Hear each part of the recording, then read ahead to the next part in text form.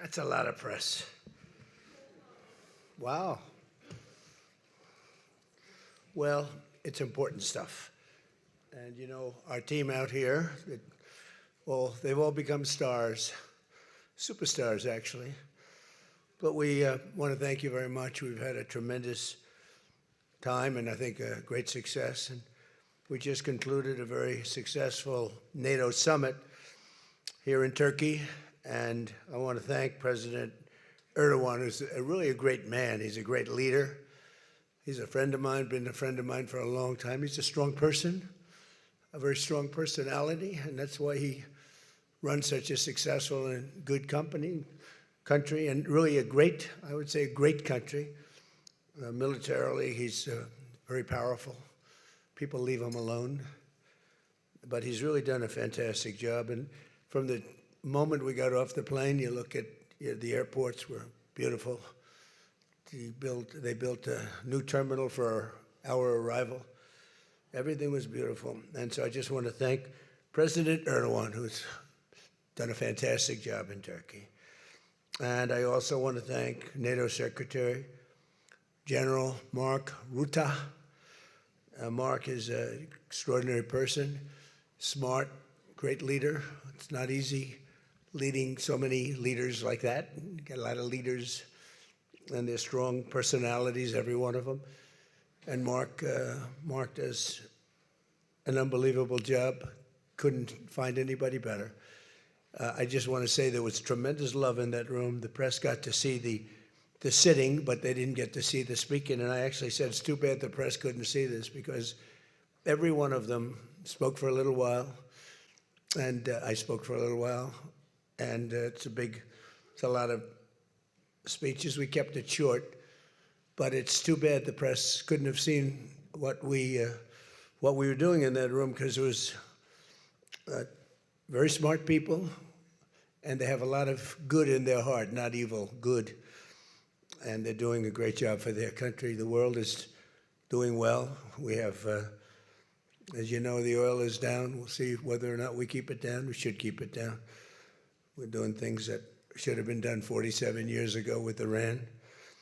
And I just want to say that throughout my first term and over the past 18 months, the United States has led a historic effort to dramatically increase the defense spending and to have equipment that no other country in the world has. When you look at Venezuela, when you look at Iran, essentially demolished their military in a couple of weeks. They had a good military, they had a good Navy, they had 159 ships, everyone's at the bottom of the sea. They had hundreds of airplanes, they're all gone. They were all lying burned up on the runways. They were totally decimated, their radar's gone. Everything's gone, their leaders are gone, frankly.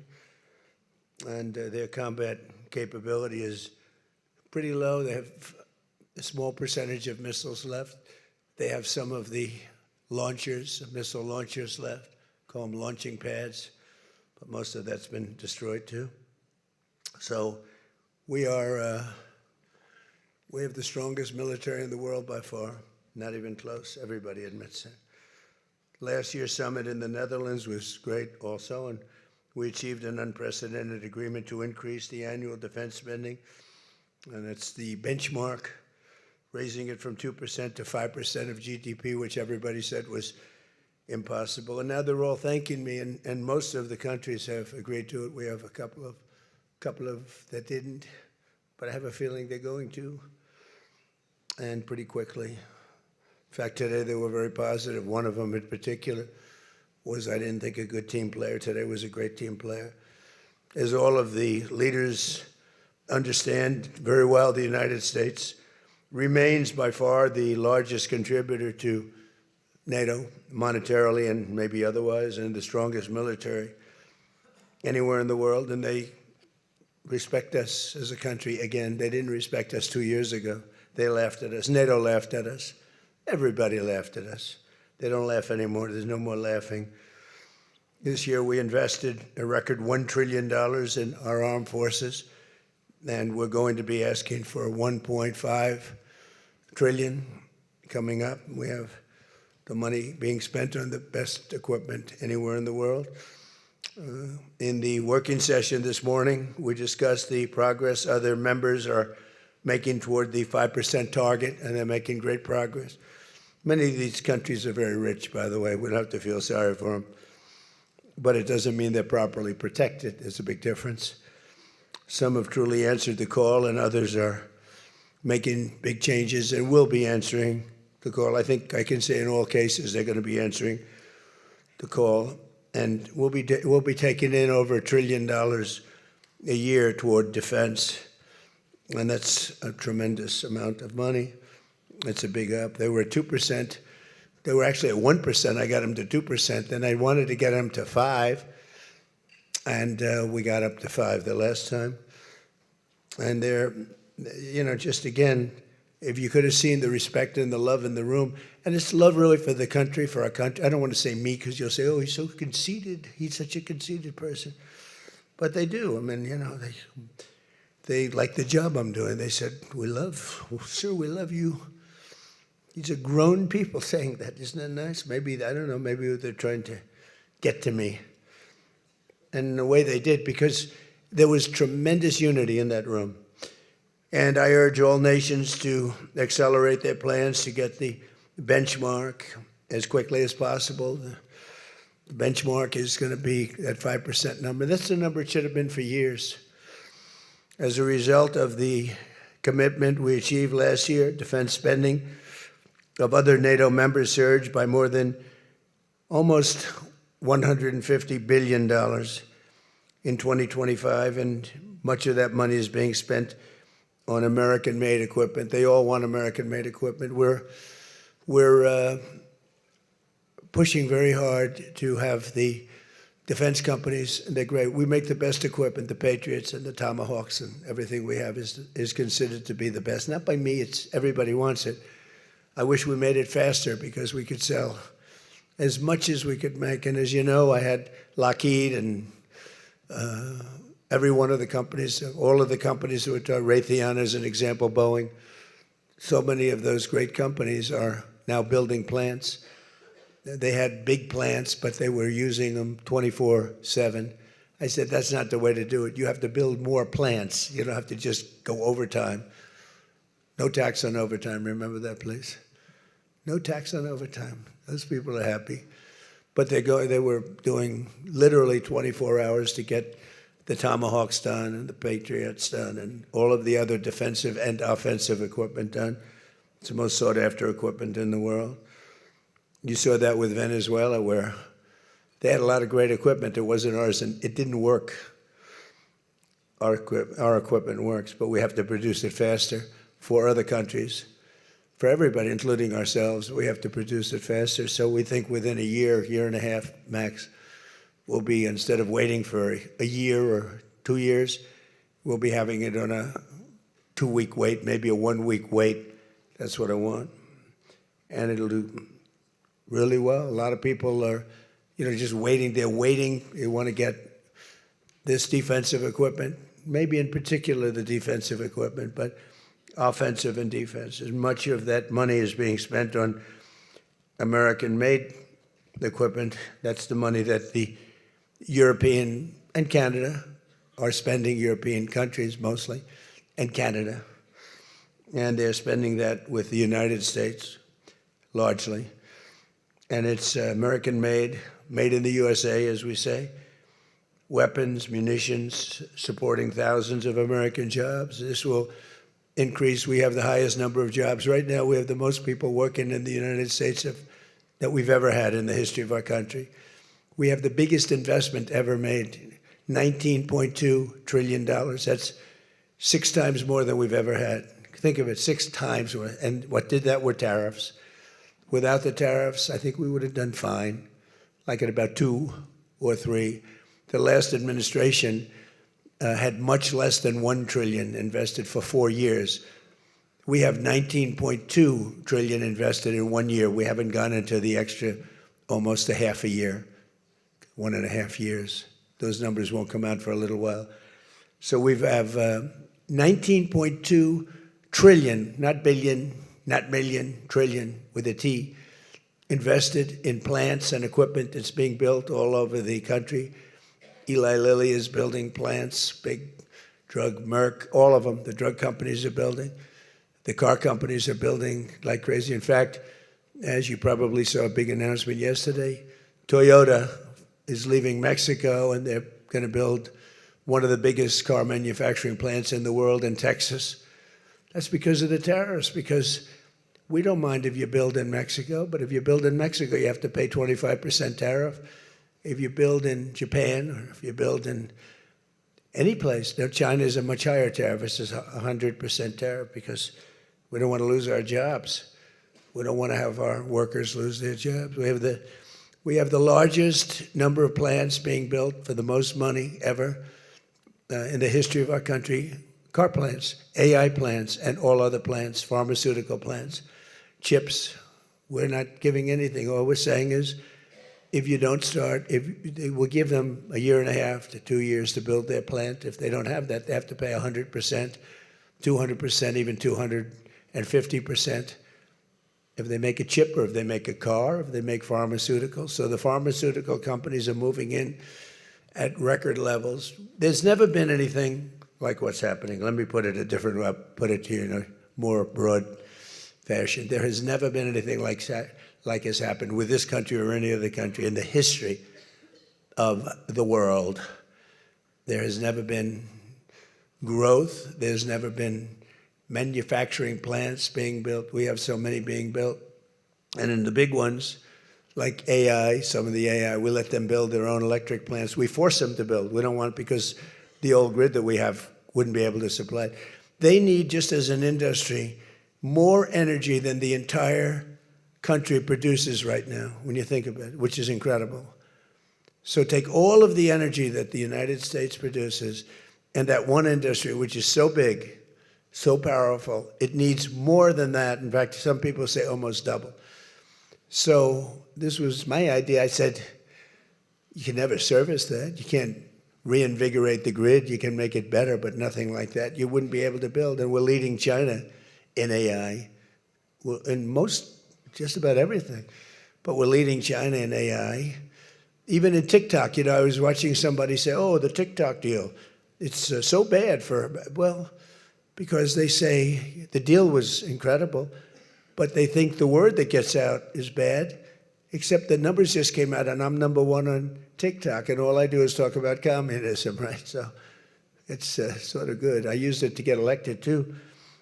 But, you have to get your word out. But the numbers came out just a little while ago, and I was number one. Some ridiculous number. I never heard of numbers like that, but number one.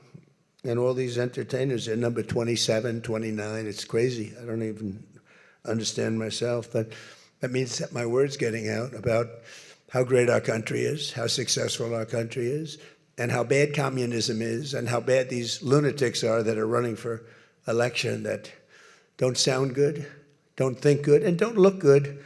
I don't see any looker. I don't see anybody with the look. You need the look, I guess. You need something, but they don't have it.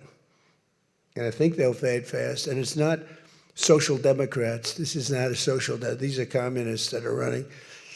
And they don't want God. They don't want successful things to happen for our country. They don't want to have a successful country. I think they're sort of crazy.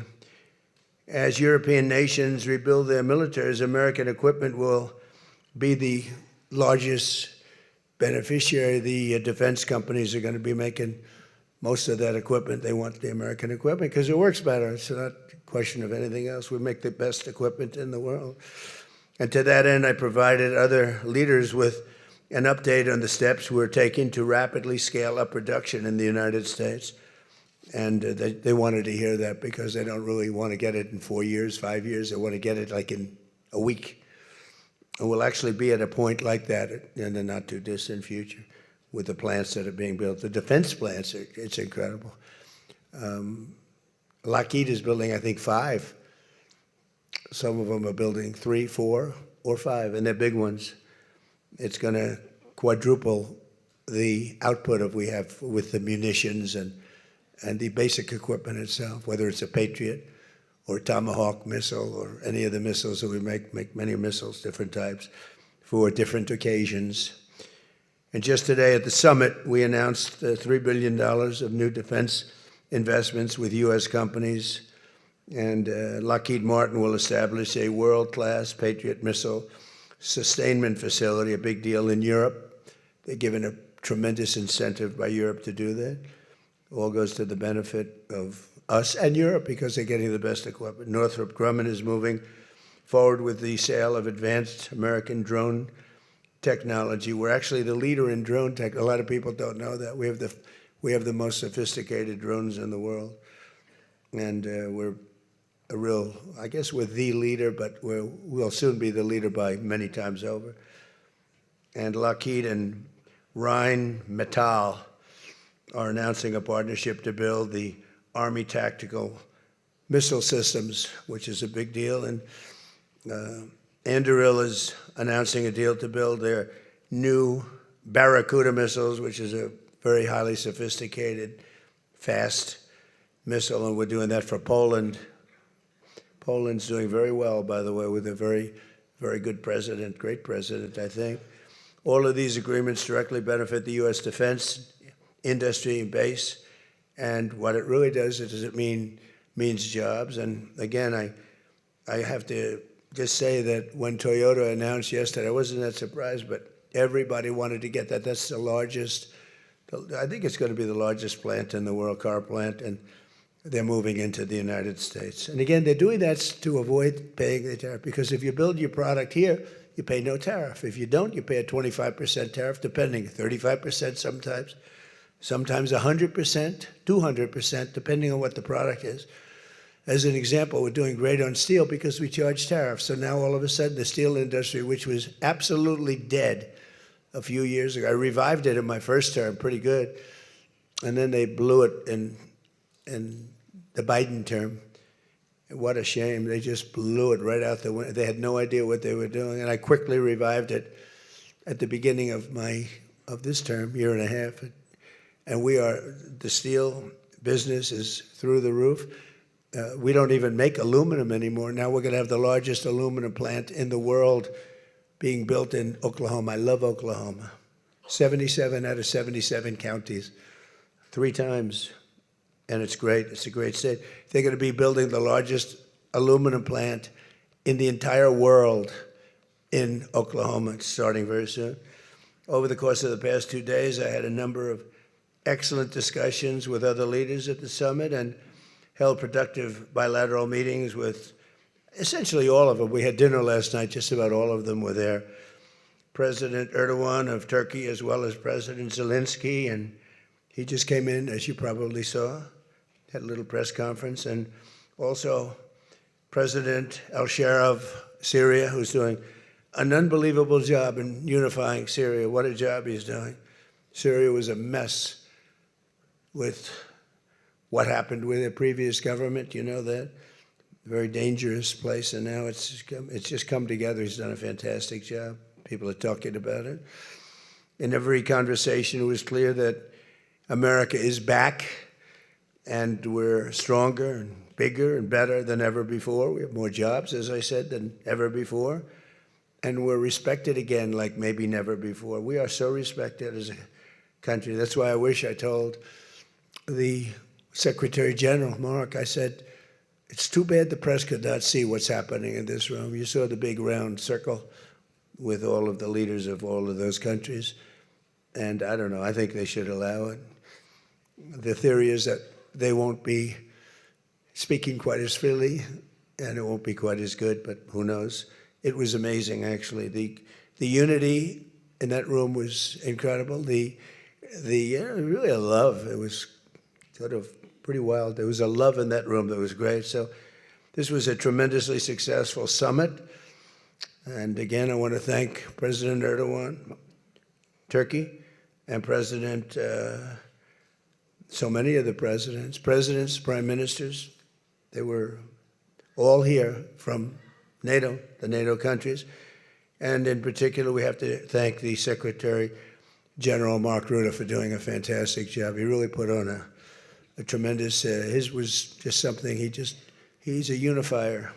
He's a tremendous unifier. So I could take a few questions. We've done a few of these already today, so I don't think we should take too many. I don't think we should take, right? So we're going to keep it a little bit short, and I know a lot of you are going home. Some are going with me. So go ahead, please. Sir, yes. Yes. No. The gentleman right here. The very tall gentleman who's very insecure. He doesn't want to ask the question. He's a handsome guy, but he's very insecure. Go ahead. Do you want to shout it out? Give him a mic.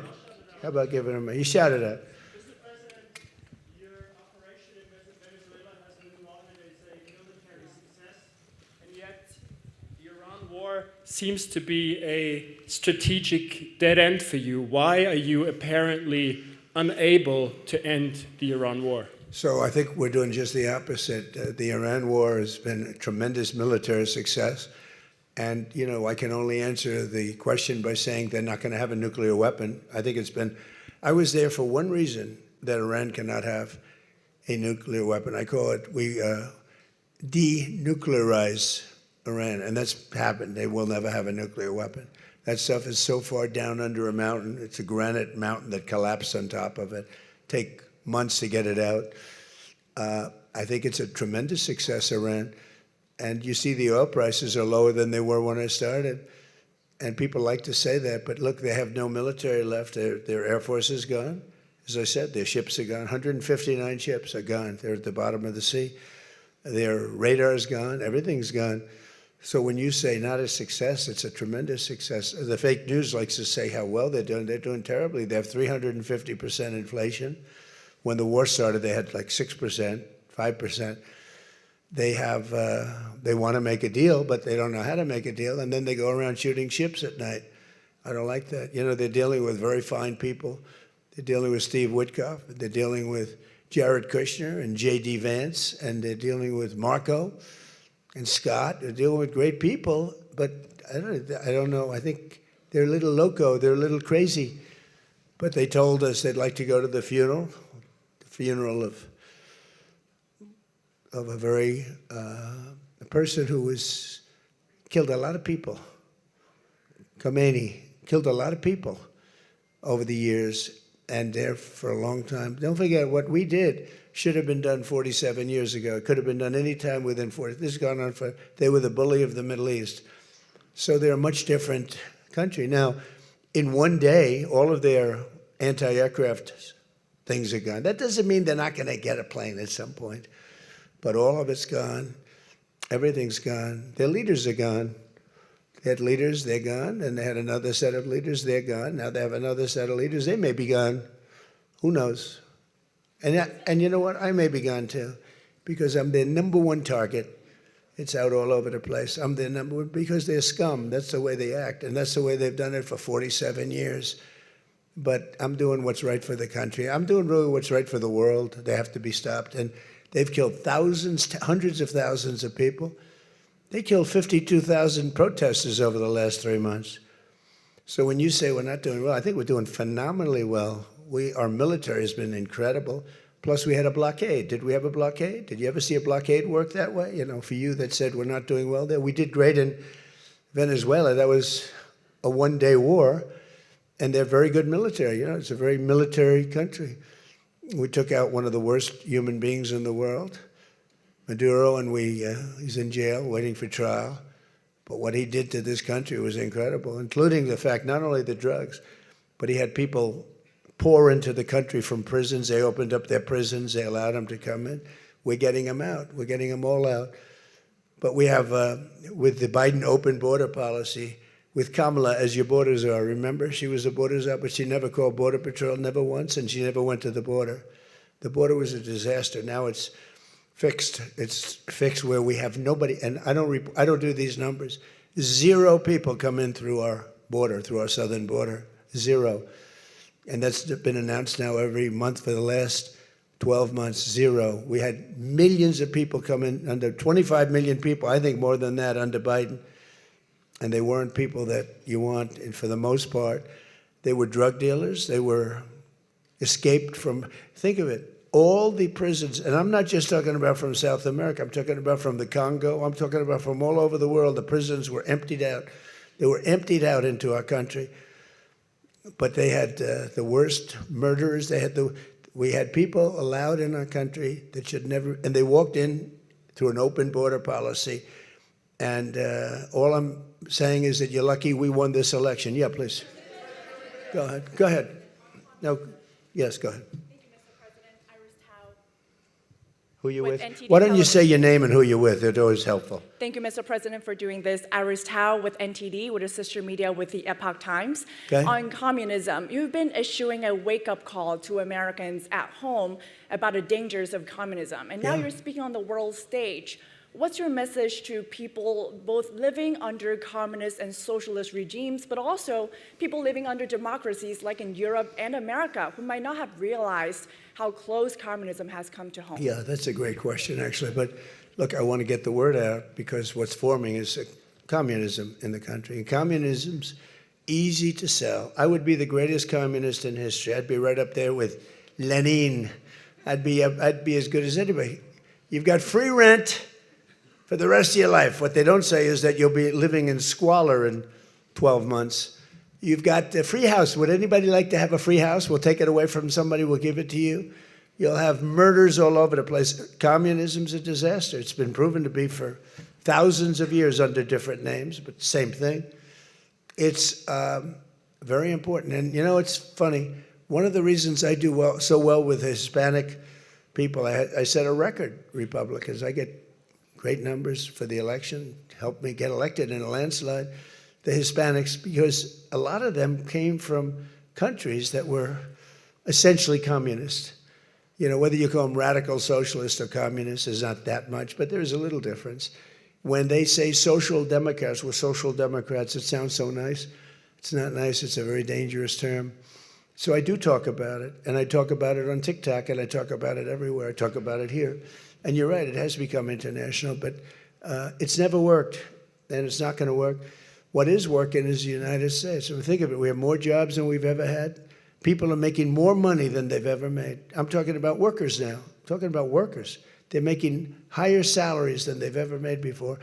It's just the best system, and it's got flaws, but everything's going to have a little flaw, but it's been amazing. And when I watch what's happening, and I see these lowlifes getting, I mean, they're lowlifes. I watch them. I know good people. I know quality people. These are essentially lowlifes. And when I see what they're talking, I think they're very dangerous in many ways. And I've said it, and then I said, boy, that's a pretty big statement. Then I realized, you know, a couple of people said, I think you're probably right. I think this country, with this thing that's going around, is in more danger than it was during World War I, World War II. If you talk about September 11th, if you talk about Pearl Harbor, that was big danger.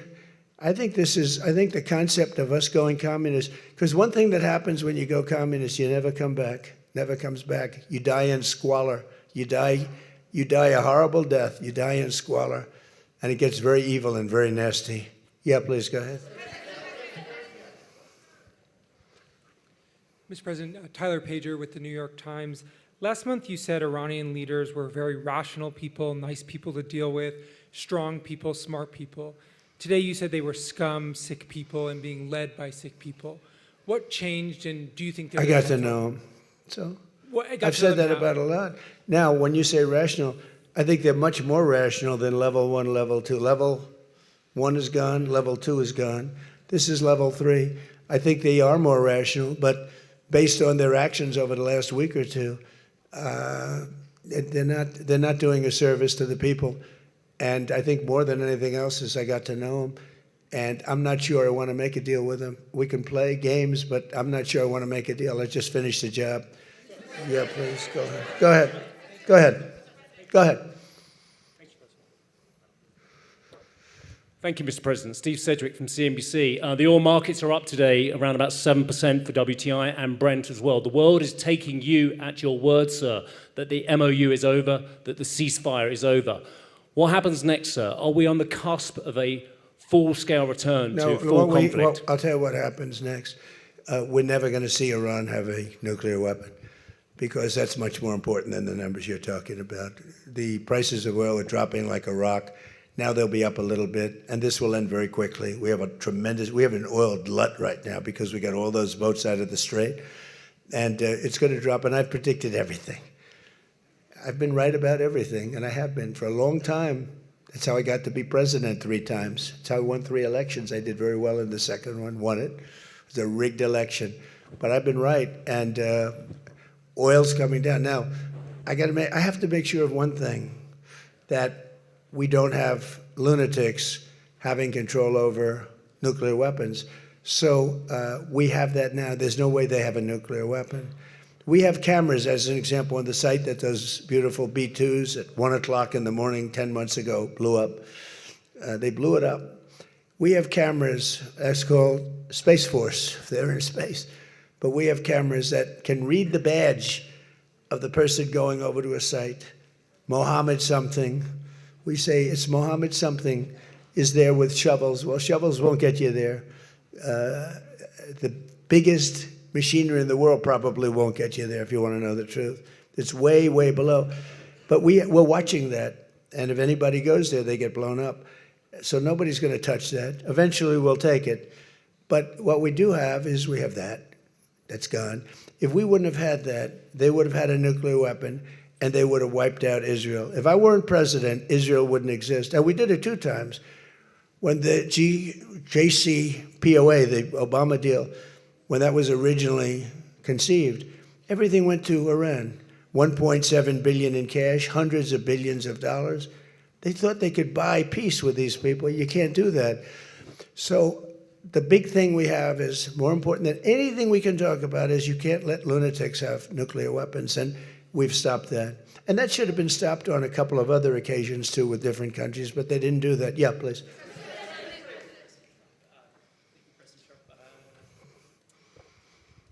Stephen Nelson from the New York Post. I'd like you to address speculation that you're leaving Ankara not in the new Air Force One because of security concerns involving Iran. You've spoken today twice about them possibly assassinating you and possibly being successful. Did that concern have something to do with it? Well, I speak about it a lot because, you know, the life of a president is very dangerous. It's 5.2%. You know what a race car driver is? 1/10 of 1%. A bull rider, that looks pretty dangerous to me. It's 1/10 of 1%. No, it's 5.2% is you don't make it. You should have told me. You're an excellent reporter. You should have told me that years ago. Maybe I wouldn't have run. It's a very dangerous profession. No, I'm number 1 on the kill list for Iran. They're lovely people. I'm number 1. So I don't know. I can't tell you that, but I don't really care because I'm doing my job, and I'm doing it, I hope, better than anybody's ever done it, because we have a country that's hot and really, really successful. But I mention it only because it's on the list. I mean, it came out. There was another list came out yesterday, and I'm number 1 on. I like being number 1 on TikTok better, but I'm number 1 on the list for killing. Go ahead. Hey, Sean McCreesh, New York Times. But why aren't you flying the new plane home?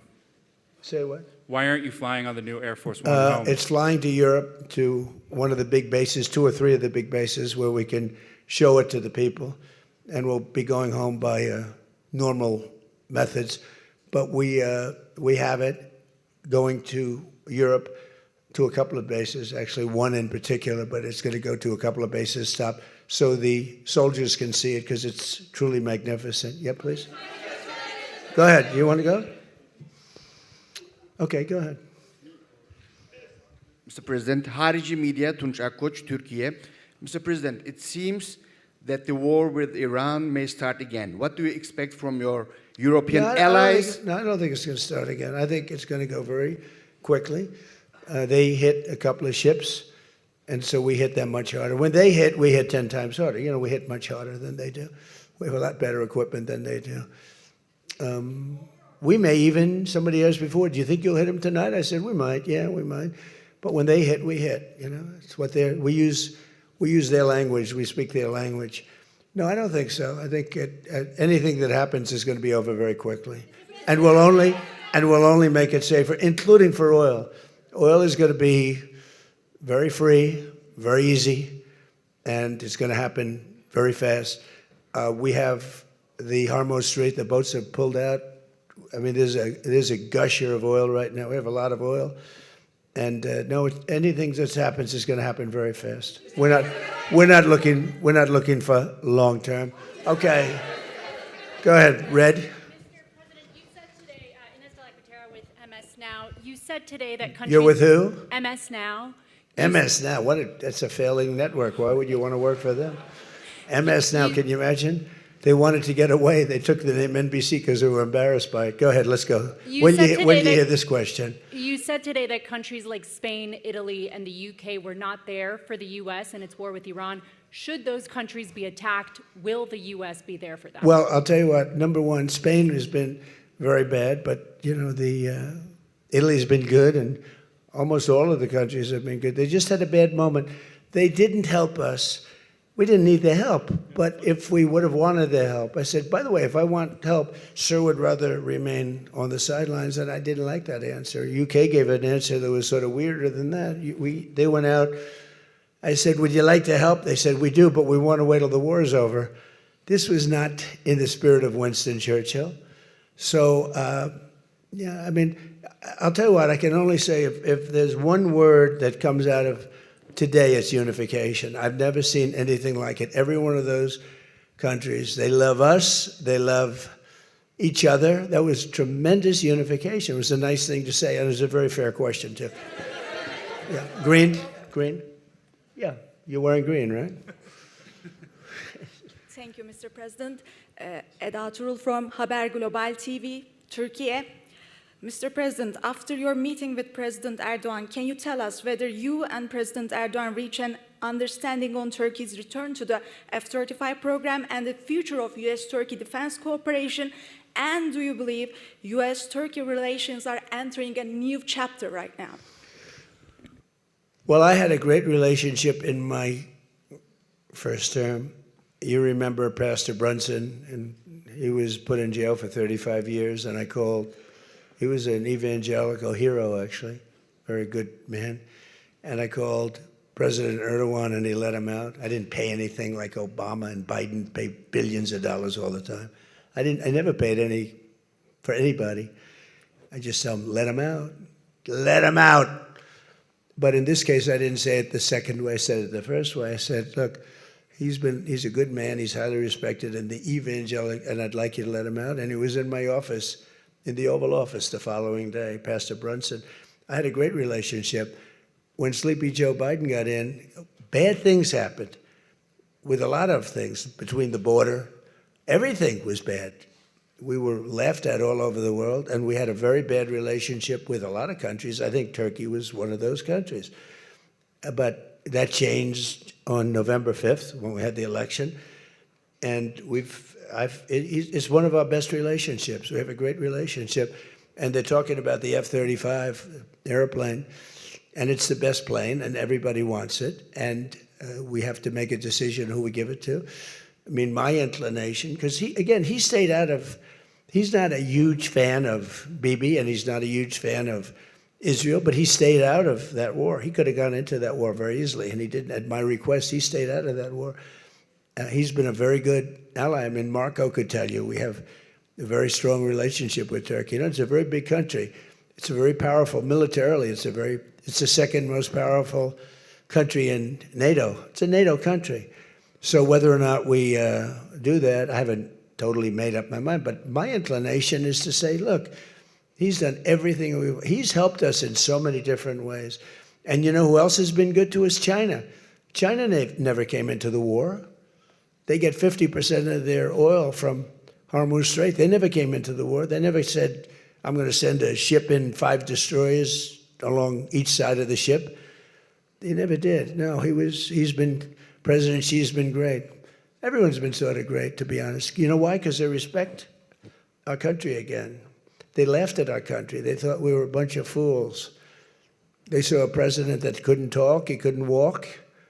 He was a disaster. They lost respect for our country, but now they have more respect for our country than they've ever had before. Thank you all very much. We'll see you back. Thank you very much, everybody.